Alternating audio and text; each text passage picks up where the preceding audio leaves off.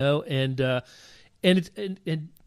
as with both of them, this is true for Roy and for Glenn Mason, and who I see occasionally, maybe once a year, if I'm at a place where he's calling a game, a Big Ten network game. In fact, I saw him at the Missouri-Purdue game this past year. He stops and chats. He wants to know how are things, and Roy's the same way. And I see him at the tournament almost all the time. Of course, he was in Kansas City this year. He likes to chat about old times. Yeah.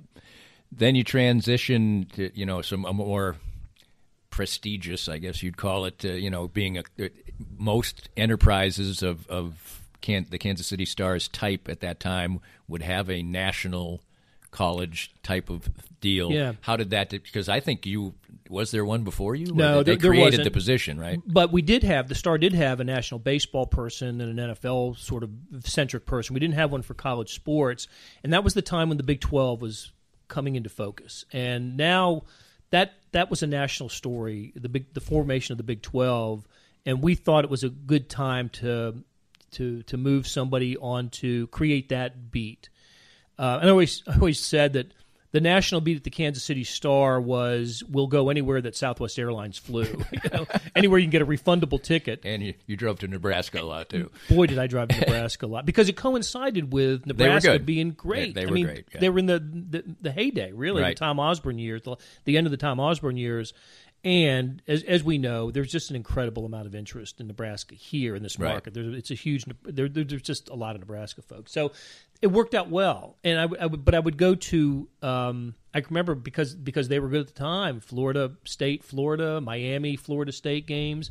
If there was a 1 versus 2 or 2 versus 3, the reason that I missed the flea kicker game, the Nebraska-Missouri flea kicker game, was because I was covering Florida State, North Carolina in Chapel Hill, Mac Brown's last year coaching the Tar Heels, because that was a 2 versus 3 or something, and that was a national game that we covered. That was newspapers in the 90s when there was no internet to speak. There was an internet, but in the earliest stages, right? Right. It wasn't what it is today. Newspapers were the thing. Yeah, those were the entities that covered these events. Right. How much did you enjoy that? Oh, I loved it. Yeah. How do you not love that? Right. It was a blast.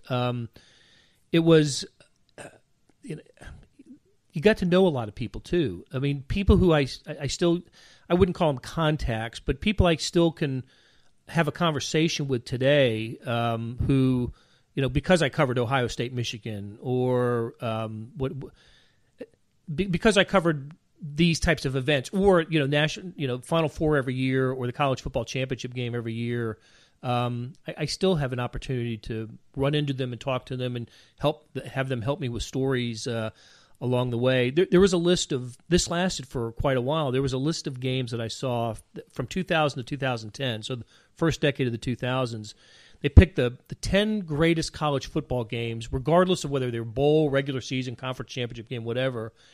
And I'd covered 7 of them. Wow. It was like the Oklahoma Boise State bowl game, or the Texas Tech Texas Crabtree game, or the Bush Push game, Notre Dame Southern Cal, because we covered those games, and they were well received, and we put them on the front page of the Star. And heck, I covered for 3 years the NBA Finals. I covered I covered the Knicks Spurs in '99 and the Pacers Lakers, the Shaq's first 2.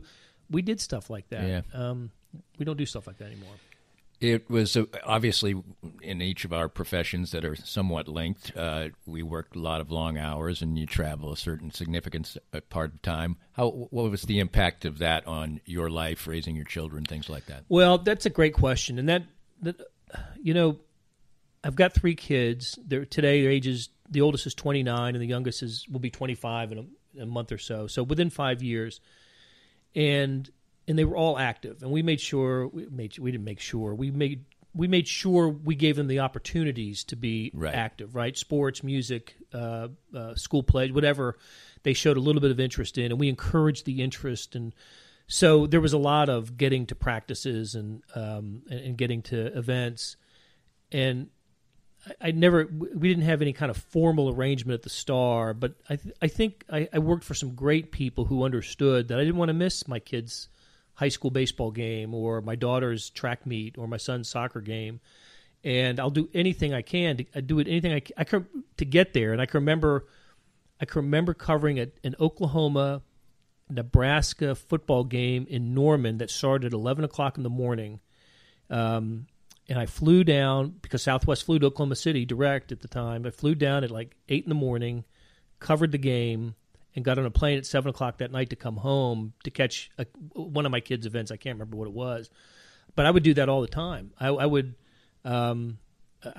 not spend the night somewhere. Make it a long, long day just to get to one of my kids' events. And that was it. I didn't care how they felt about it. It was important to me. They probably could have cared less. But I was going to ask if they've ever expressed appreciation for you. Hell no.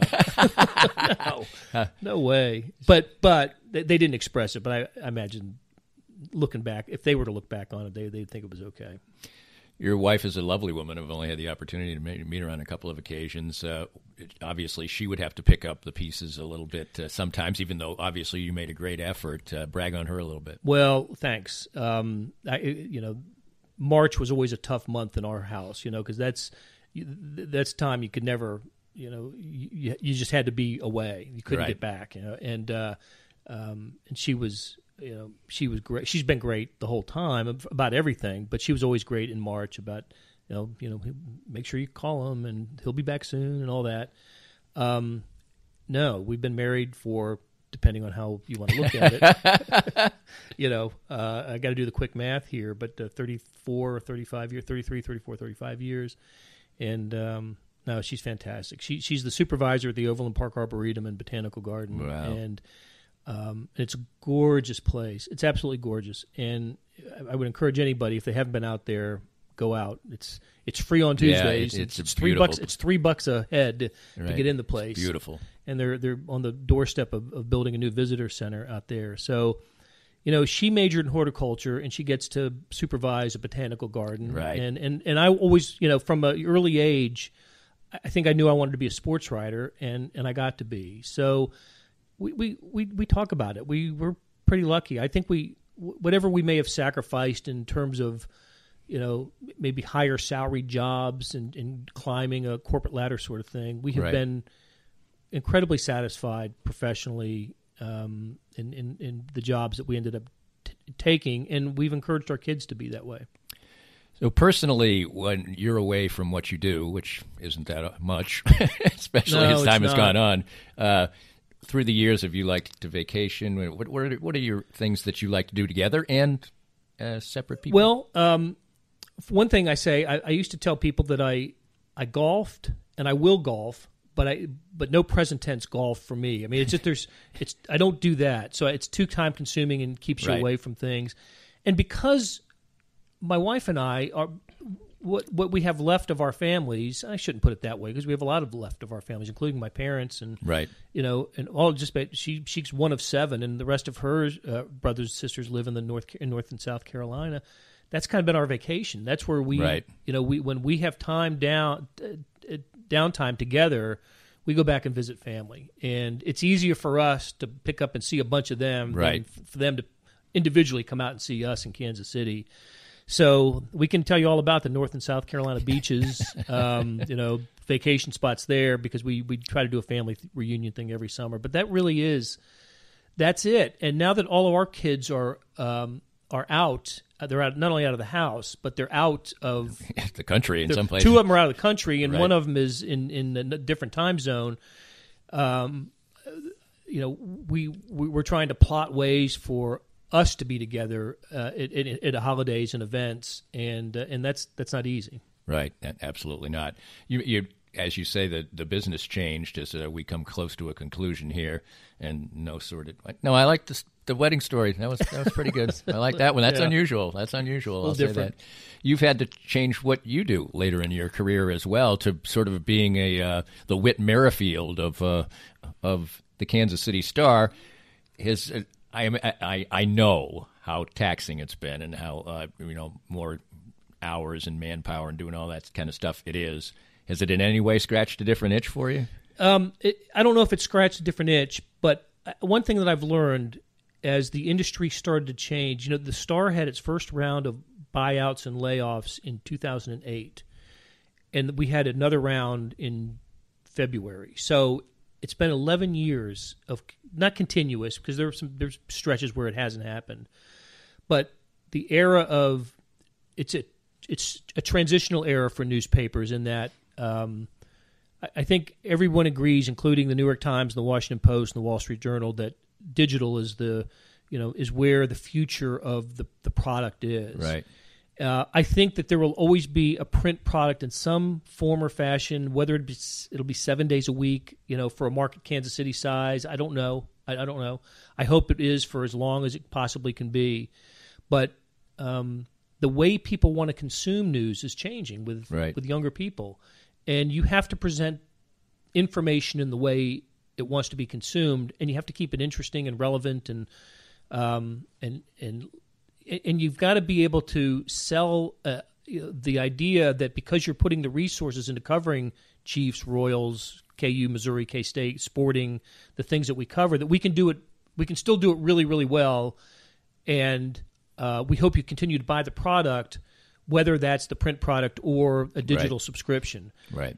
But because of that, we've lost a lot of people in sports over the years, but we continue to cover the Chiefs, the Royals, and all these. And so I went from being a sort of a national college guy, from KU, K-State beat to KU beat to regional national college guy, to now my priorities are the Chiefs, certainly the Chiefs when they're in season, to a lesser extent the Royals, because we have other people that cover them on a secondary basis. In February and March, the college basketball in a big way, and taking not just writing stories, but taking video, audio, and in another month. Yeah, and damn it, you're going to be a competitor of mine. So in another month, need that. In another month, we're gonna start a kind of a more regular podcast, and bring kind of sports, the star sports section to a podcast. I just want to ask you, and you're going to try to deflect this. You're one of the most positive and nice people I've ever been around in an industry where, even if I consider myself a nice person, but there's a lot of storytelling, let's put it that way, that goes on, and dishing it and things like that. And you've never been that person.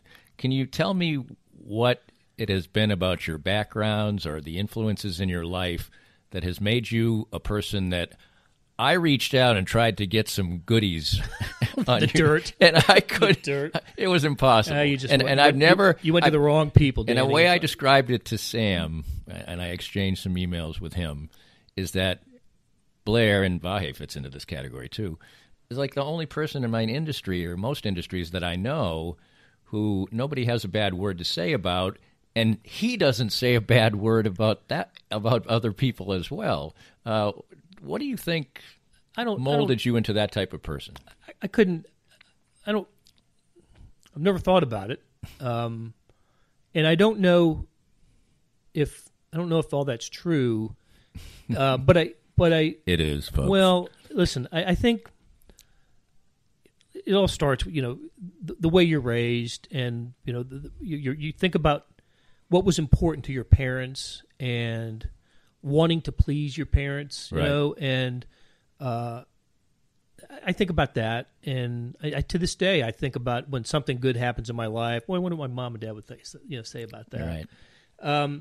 But that's just a part of it. It still has to come from wanting to. I'll tell you what. Wanting to.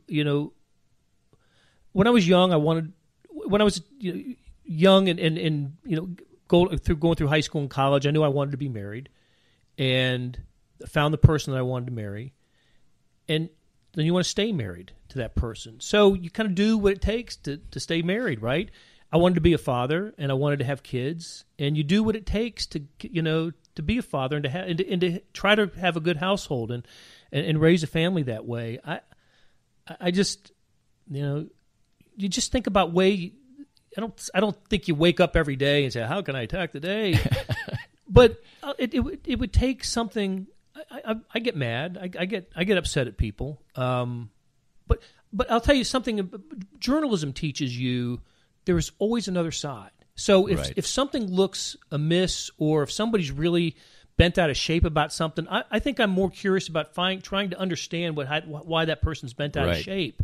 And is there some validity to that? And is there a story in that? Right. Then to just kind of screw you, or or you that makes sense. But sometimes that is the response too.